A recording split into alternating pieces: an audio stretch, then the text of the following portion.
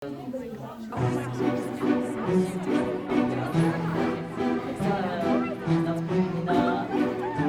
tagal-tagal ng presentasyon. Ano, pero parang may gusto siyang kaya siyang ipakilala sa atin.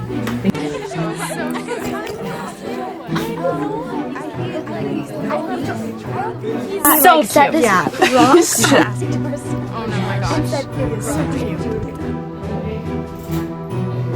Luis Diaz.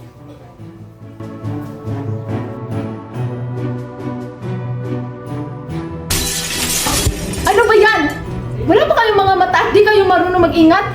Babayaran nyo ang binasag nyo!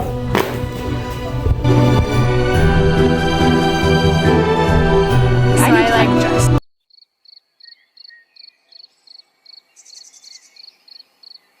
It was such a mess. I had to clean up.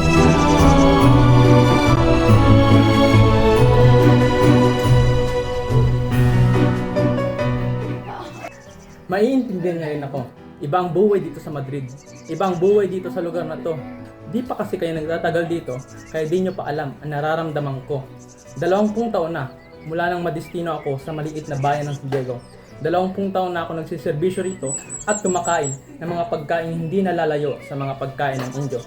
Tapos nung ako'y umalis, ilang mga matatandang babae lamang at mga hermano tercero ang nagatid sa akin. Hindi ba napakawalang hiya ng mga Indyong yon? Wala naman pong kinalaman yung hawak niya. Ha? Di ka ba nakikinig? Dapat nyo maintindihan na napakakabayan ng mga tao rito sa bansang ito. Pagpamanin po ninyo ang aking pagdududa. Dahil saglit lang po na panahon ako dito. Ngunit, sigurado po ba kayo na sila ang nagpapabaya? O gumagawa lang kayo ng dahilan para may tago ang inyong mga kababayaan sa pamamahala? Tulad ng mga usapin ng manlalakbay sa labas bago ako makarating dito sa bahay ni Kapitan Tiago.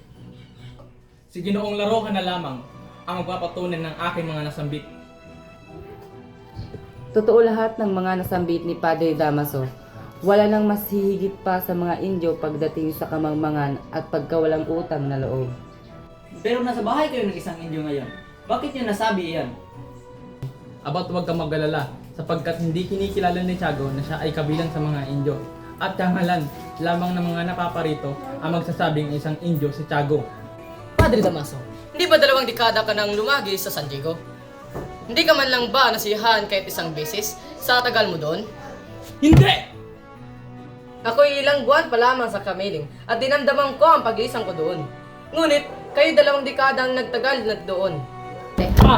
Bakit pa kasi kailangan pamangailan ng gobyerno sa pamamahala ko sa San Diego? Malibang parusahan ko ang isang erehe? Kahit ang isang hari ay wala dapat pakialam sa pagbabarusa ko sa erehe. Tingin mo ang iyong mga sinabi. Ang hari lamang ang may karapatan sa lahat ng bagay na inyong nabanggit. At ang gobernador general ang itinalaga rito upang sumasalamin sa kapangyarihan ng hari.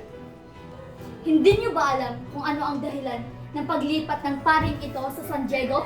Okay lang naman niya ang isang bangkay ng isang marangal na lalaki at tinawag niya itong erehe dahil sa hindi na pagkumpisal sa simbahan.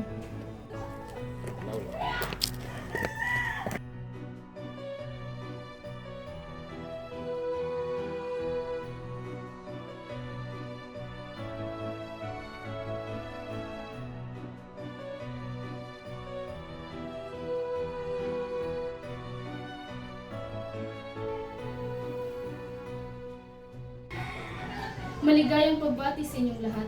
Ako'y nagagalak sa inyong pagdalo sa aking munting salusal. Maaari ko ba kayong maistorbo ng panandalian upang maipakilala ko sa inyo ang binatang nagbabalik bansa matapos mag-aral ng 7 taon sa Europa?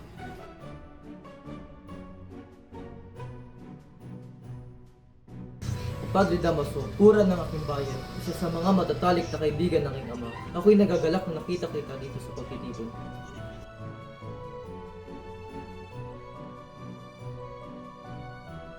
Tawad kung may mali man ako nasabi, Padre.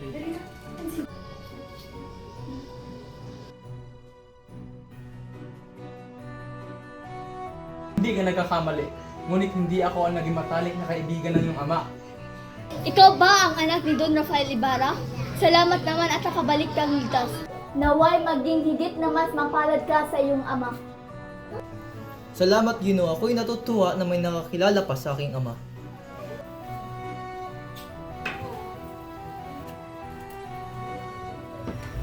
Magandang gabi, Pinoy.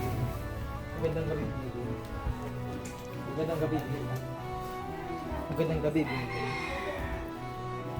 Magandang gabi, Pinoy.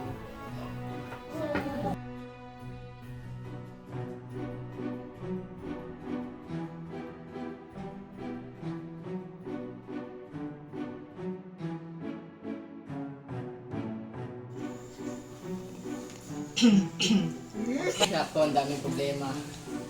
Kakain na po!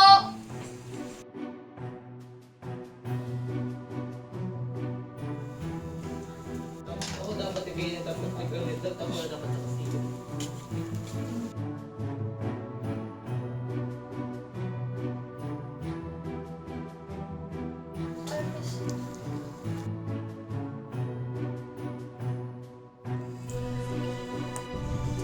Mga buti naming kura, nakalimutan mo ba ang naghanda nitong pagtitipon?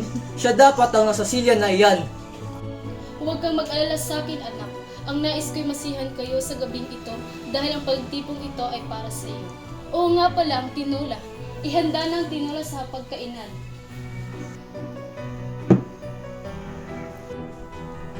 Matanong ko lang, Ginoong Ibarra, hindi ba 7 taon kang nawalay sa iyong bayan? Nalimutan mo ba ang iyong sinilangan habang ikaw ay nag-aaral sa Europa?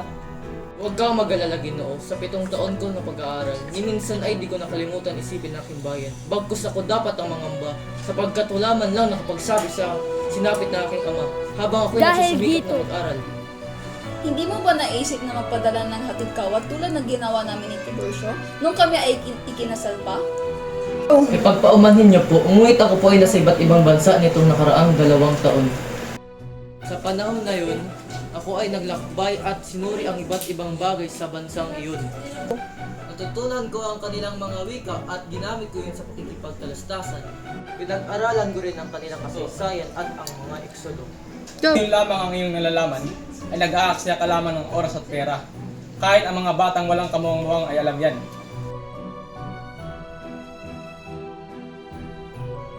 Ipagpaumanhin niyo po at ganyan lamang po ang trato sa akin ni Padre.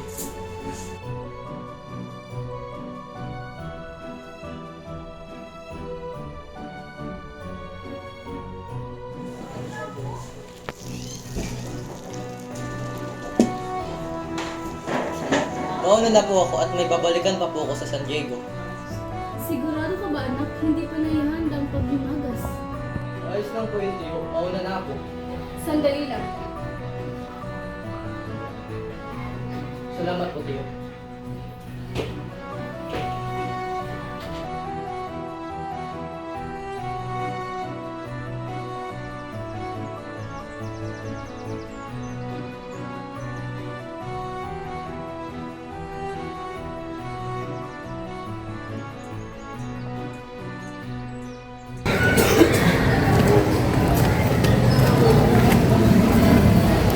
Oh, ikaw pala Ibarra. Bakit ka narito sa labas at pag-alagala?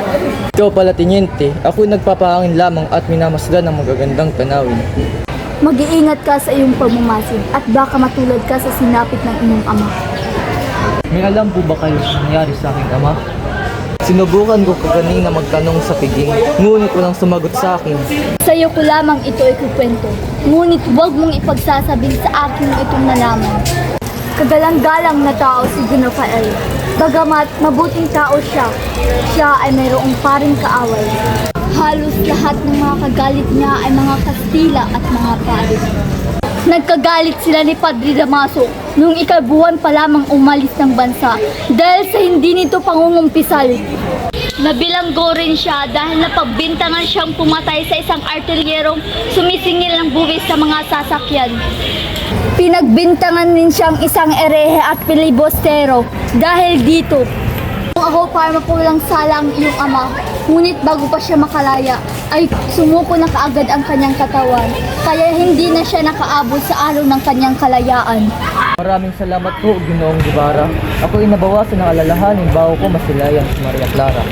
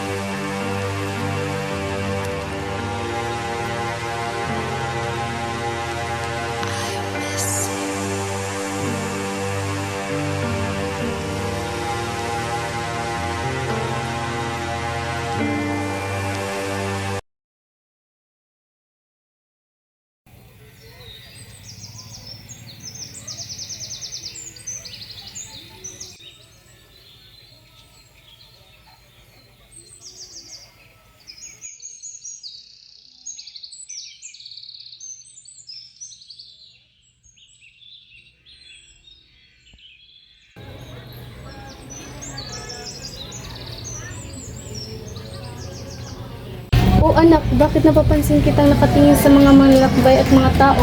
Gusto mo bang magbakasyon?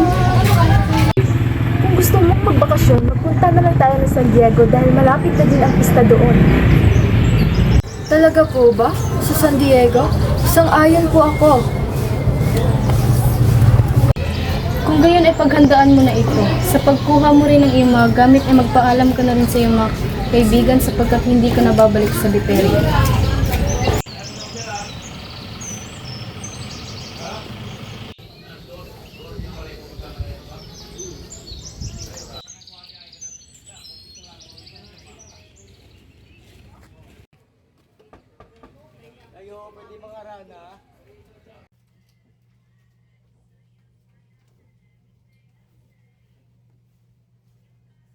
Okay.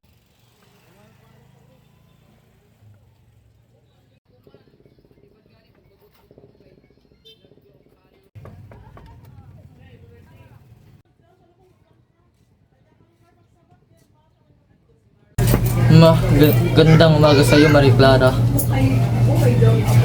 Magandang umaga rin.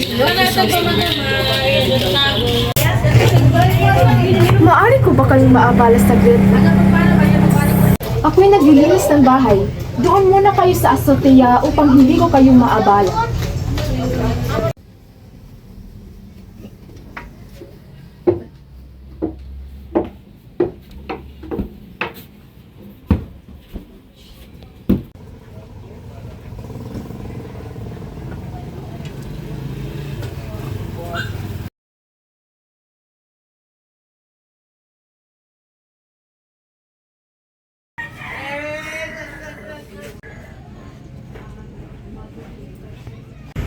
Hindi mo ba ako nalimutan sa Europa?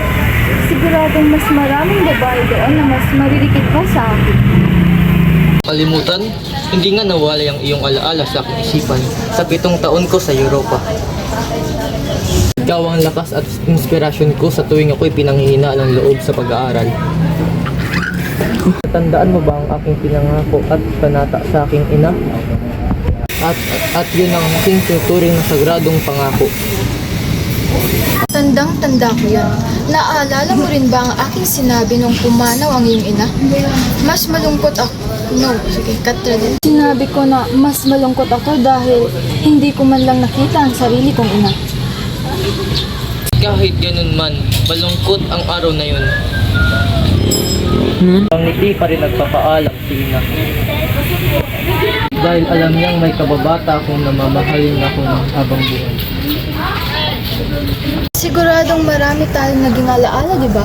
Dahil simula noong magkamuang tayo sa mundo, ay tayo na ang laging magkasama. Dahil mula sa magkamuang tayo sa mundo, ay tayo na ang laging magkasama. Totoo yan, naalala mo yung dahon ng sambong na nilagay mo sa ilalim ng sombrero noong maliliit pa tayo. Naitago mo pa? Kala ko ako lang ang gumagawa nito. Crisostomo, pagmasdan mo ito. Natago mo rin ang liham ko para sa'yo. Wag! Liham ito ng pamamaalam. Ang huling liham ko bago ko pumunta sa ibang bansa. Bakit? May iba pa ba? Maaari ko bang malaman kung ano ang mga nakasulat yan? Pakinggan mo at babasahin ko. Lalaktawin ko na lang ang mga kasinungalingan mo.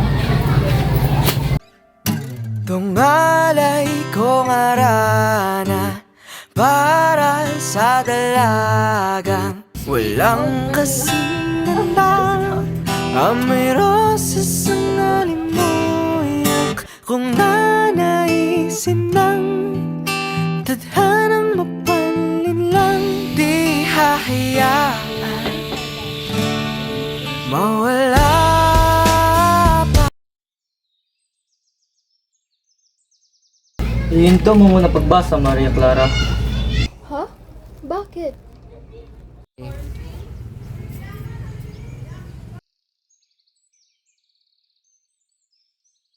Naalala ko pala, Todos Los Santos pala bukas. Kailangan ko nang umuwi ngayon din. Tama ka. kita pipigilang umalis sapagkat pupunta rin kami ng ilang araw matapos ang paghahanda. Ipaghahanda na lang kita ng mga bulaklak para sa mga magulang mo.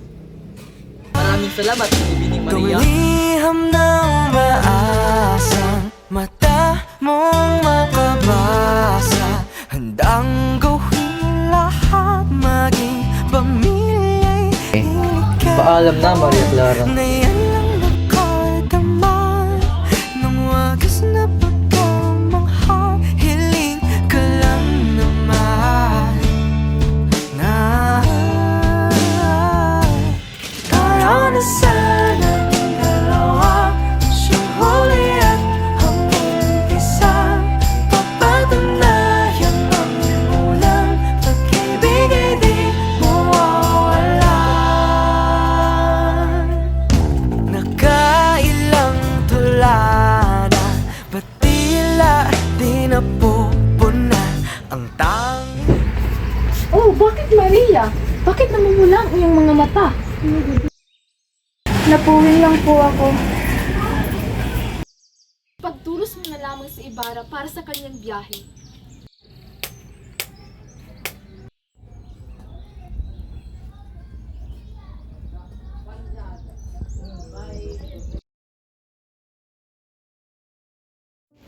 Pitong taon na rin mula nang huli kong makita ang lugar na to. Naalala ko tuloy muli ang mga dumadaan dito. Naalala ko dito kung nakita ang isang bilanggo na matay matapos lagutin ang murahing ng mga gwardiya sibil. Noon naman sa bahay na iyon, ilang beses mahilo matapos kong maamoy yung mabahong tabako. Sa simbahan namang iyon ko naalala ang isang pari na nagpapaalam sa akin ng kahalagahan ng edukasyon at dahil ng mga dayuhang nagpupunta dito sa bansa bago ako mangibang bansa.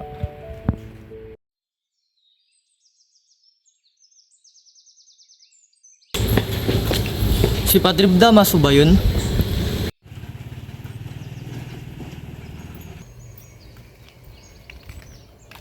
Magigigil ako sa kamang mga mutsago.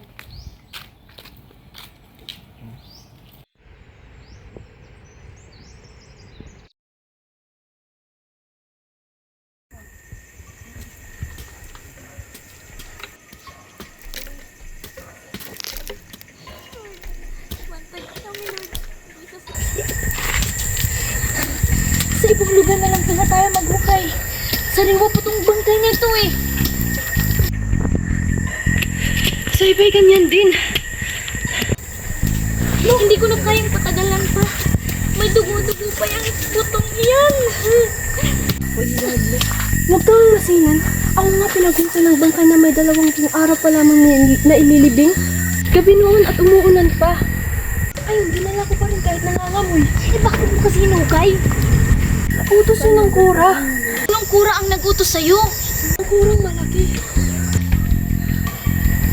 Anong ginawa mo sa bangkay pagkatapos mo hukayin? Tulad ng utos ng kura, ihinukay ko iyon at inilipat sa libingan ng mga intsik. Ilang araw na naman ako hindi makakatulog nito. Hindi mo ba nakita ang isang puting-puti na may buong ngipin na inilagay ko kanina sa paanan ng krus? Wala po akong napansin. Ibibigay ko sa iyo ito at daragdagan ko pa kung kailangan. Mayaring bungo iyon ng aking asawa. Wala po ba roon? Kung wala, edi wala talaga. Kung Ninoy, bibigyan ko na lamang kayo ng iba. Iyan! Kaninong hukay yan? Ah, ito? Hindi patay. Ito.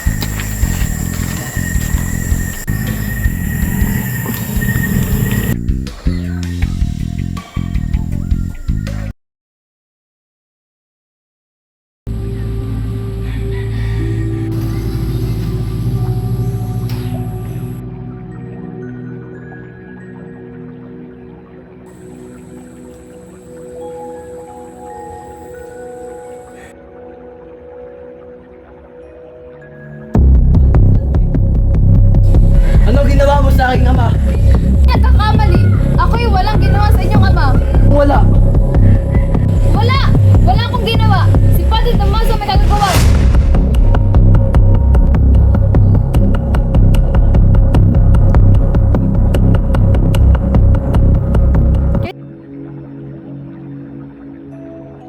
Iyon ang higit na makabubuti. Matagal ko nang iminumungkahi ang pagbili ng panghuli ng kidlat. Ngunit pinagtatawanan lamang ako ng mga tao. Sa halip ay ang pagpapagawa pa ng isang kampana para kay Santa Barbara ang inyong pinatayo.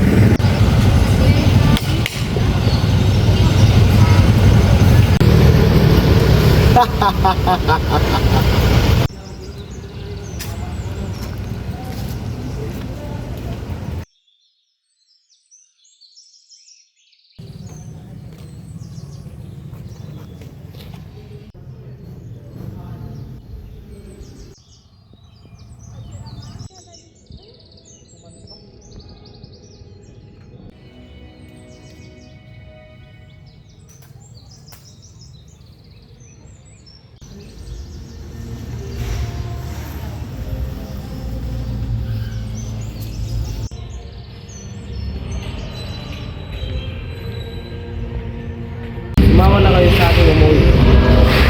Isang masarap na hapunan ang inihanda sa inyo ng inyong ina. Hindi pa po kami makakauwi hanggang hindi nag-iikawalo. Ito ang bili ng Sakristan Mayor. Saka hinihintay pa po namin ang aming sahod para ibigay kay Inang. Saan kayo pupunta ngayon? Diyan po sa kampanaryo upang patugtugin ang kampana. Kayo'y mag-ingat ng dalawa. Hindi dapat kayo lumapit sa kampana kapag kumikita.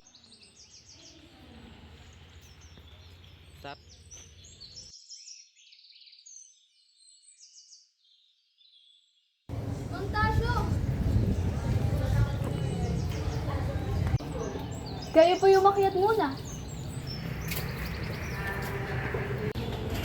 Ano ba yung binabasa mo? Ito po yung isang aklat na may pamagat na mga hirap na tinitiis ng mga pananakasal sa purgatorio. Amara?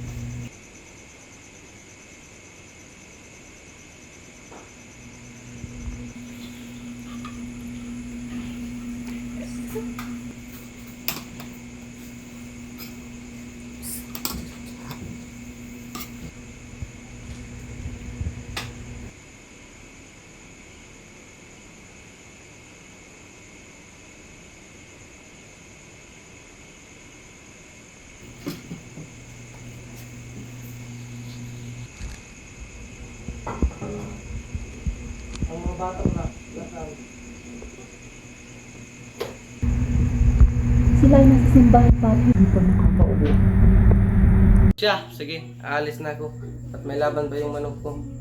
Pagtiran nyo na lang ko ng piso sa pirang sasahurin ni Basilio.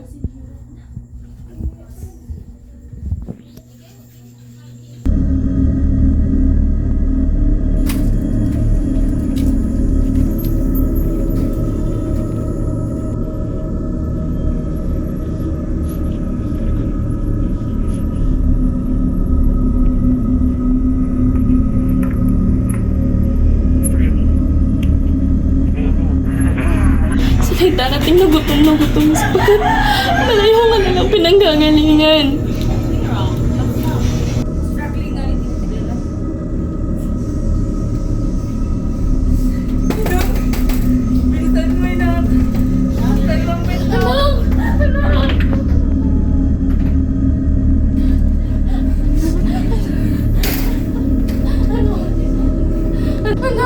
Anong nangyari sa'yo? Anong nangyari kay Crispin? Hadya ba? Ano? Masaya!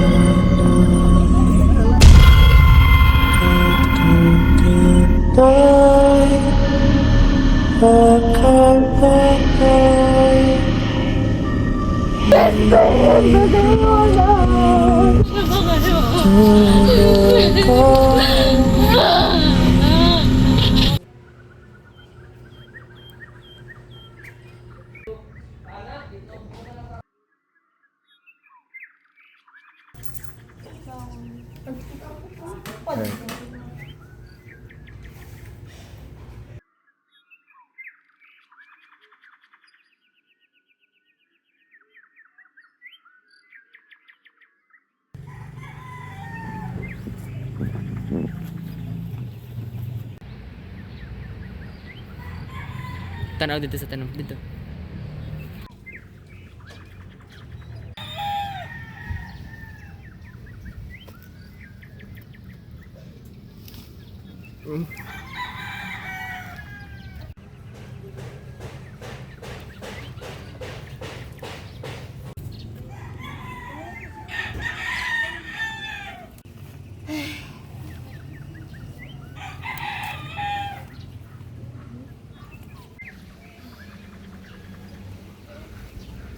Balik sabay.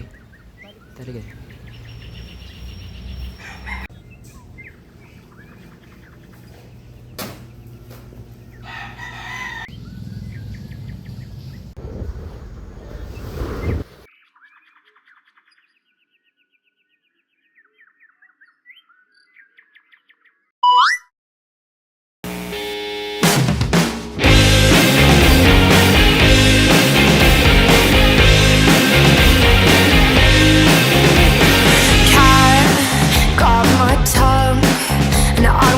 I get along with anyone, blood running cold. I'm on the outside, it's the greatest inside joke. And I hate all my clothes. Feels like my skin doesn't fit right over my bones. So I guess I should go.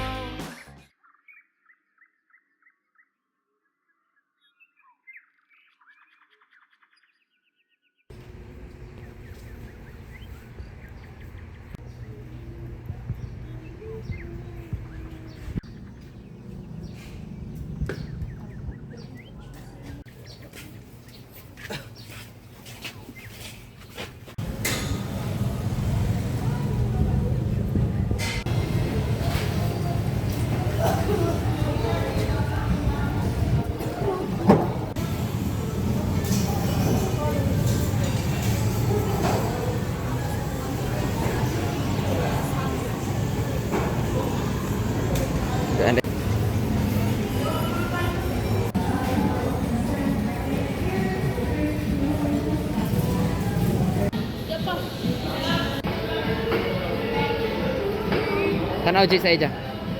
Sa likod, sa likod. Magandang umaga po sa inyo. Saan po maaaring ilagay ito? Lagay mo lang kahit saan dyan. Pero baka di kabayo. Ako na lang dito.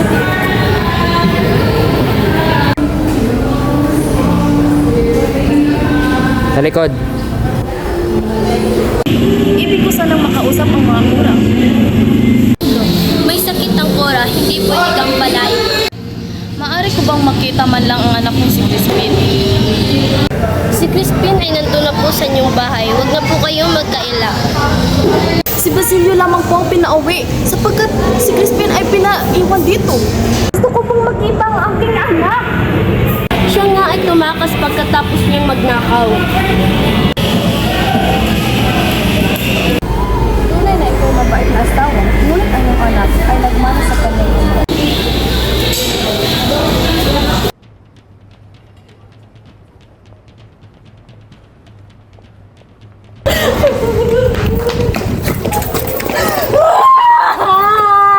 Huwag kayong umiyak dito!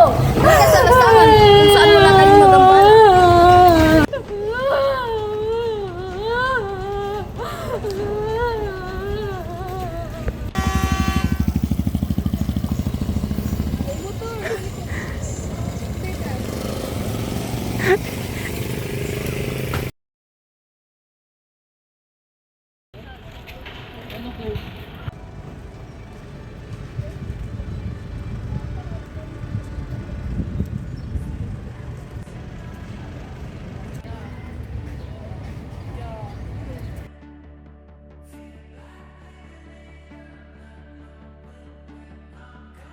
Ang bangkay ng iyong amay, dito raw itinapon ng tagapaglibig.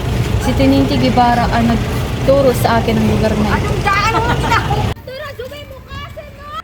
Maliit na bagay lamang po ang pagsama sa kanyang ibig, kumpara sa nagawa sa kanya ng inyong ama. Siya ang gumugol sa pangangailangan ng paaralan, pati na rin ng mga mag-aaral. Ilan na mag-aaral sa inyong pangangalaga? Mahigit nasa 200 po ang nasatalaan. Ngunit, 25 lamang sa kanila ang nakapag-aral. Paano po yung nangyari?